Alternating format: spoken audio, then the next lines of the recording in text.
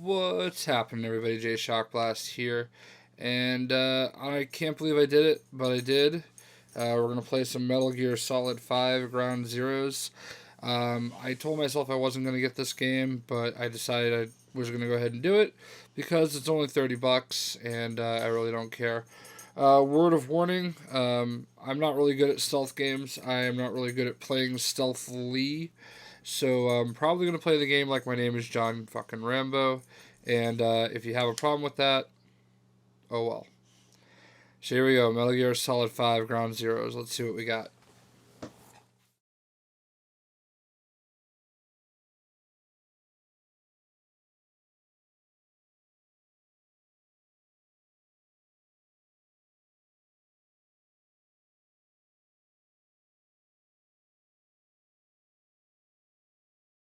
Beautiful load screen to start the game.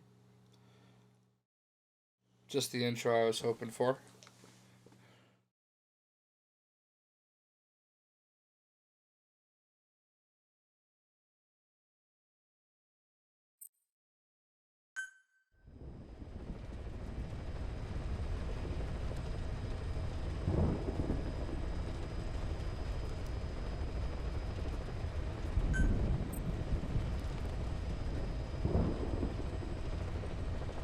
So I've never really played any of the other Metal Gear games, so I don't really know the backstory here, but I guess it doesn't really matter.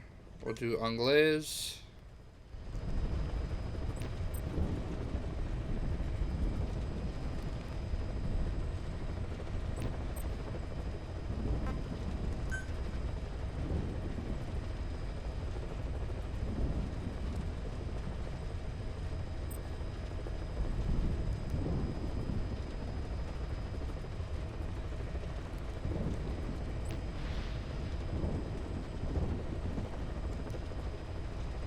I guess I should probably check out the backstory, huh?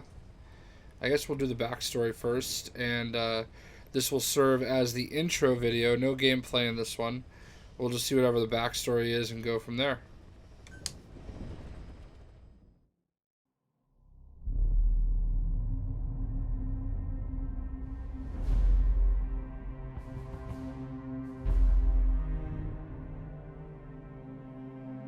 Maybe I should read this.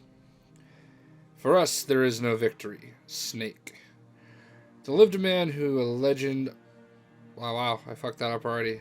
There lived a man who was a legend among mercenaries. A man who put together a formidable unit of soldiers of fortune, long before the advent of private military companies that dared to call itself a nation. A man who, with his nation at his back, made an enemy of modern capitalist society and the world. This is his story. We're not mercenaries. We're not a foreign legion. MSF's a business, a new kind of business. Miller. Known by the code names such as Snake and later Big Boss, he proved himself as an agent of U.S. Special Forces Unit Fox. But a certain incident spurred him to part ways with the military, and he is said to have roamed the world's war zones as a gun for hire. In 1974, Snake and his partner, Kazuhira Miller, that's so wrong, were running a small mercenary outfit in Colombia when they were visited by a man claiming to be the professor from Costa Rica's University for Peace. According to this professor, there had been several incidents involving a mysterious armed group in Costa Rica, a country without a military of its own. The professor was accompanied by one of its students, a girl named Paz, who had been abducted and assaulted by the group. The professor and Paz offered to hire Snake to drive the group out of Costa Rica. However, Snake saw through their deception in an instant. My name is Paz, and I will do anything to protect my namesake. Paz. The professor was actually a KGB agent, and the armed group in question backed by the CIA.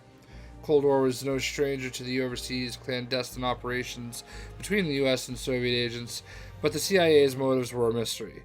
Paz had escaped from one of the CIA's group's facilities with a cassette tape. On it was the voice of a woman known as the Mother of Special Forces, the Boss. With a popular song from 1973 playing in the background, it was reasonable to conclude that the recording was made recently. Snake was stunned. The Boss was supposed to be dead. What was she doing in Costa Rica? I'll do it for the girl, for Paz. Snake. The boss was Snake's mentor and the only woman he ever loved, but 10 years prior, Snake was forced to take the boss's life as part of a mission, a bitter memory that still haunted him. Despite realizing that she simply could not have survived, Snake was unable to turn the professor down. Telling himself he was intervening as a deterrent for a defenseless country, as well as to honor the virtue of Paz's name, peace, Snake departed for Costa Rica. Once there, he ran into a unit of Sandinista National Liberation Front that had fled Nicaragua after rising up against the pro-American Somoza regime. These rebels had become targets of the CIA group, who killed their commandante and left their unit in shambles.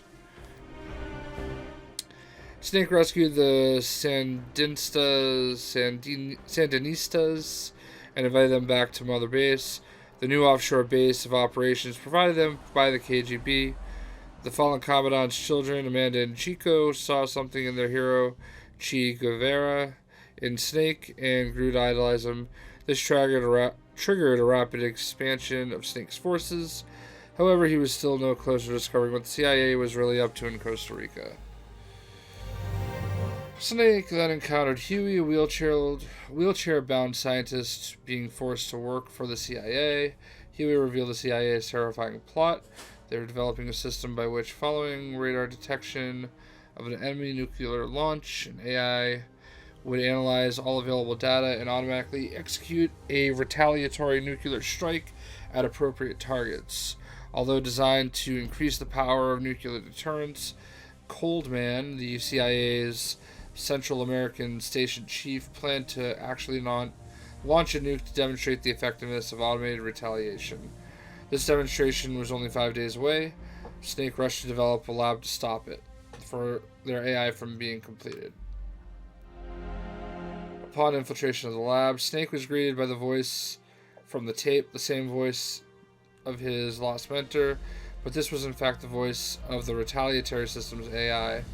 Its developer, Dr. Strangelove, had selected the boss, the so-called greatest soldier who ever lived, as the AI's intellectual model. However, succumbing to personal obsession, Strangelove had deviated from the research's original purpose. Not only had she reproduced the boss's voice, she was on the verge of bringing her psyche back to life in AI form, driven by a bizarre kind of love. What if the boss could truly be revived in every detail, if only in AI form? Snake hesitated as Strangelove's idea touched his sense of loss. His guard down, Snake was immediately captured. The boss AI was completed, and Peace Walker, the nuclear-equipped walking battle tank housing the retaliatory AI system, went active. Snake fought in a vain as Peace Walker prepared to fire the nuke, but in the face of catastrophe, it was ultimately a machine that saved mankind from nuclear annihilation. The boss AI sank Peace Walker to the bottom of Lake Nicaragua, stopping the launch.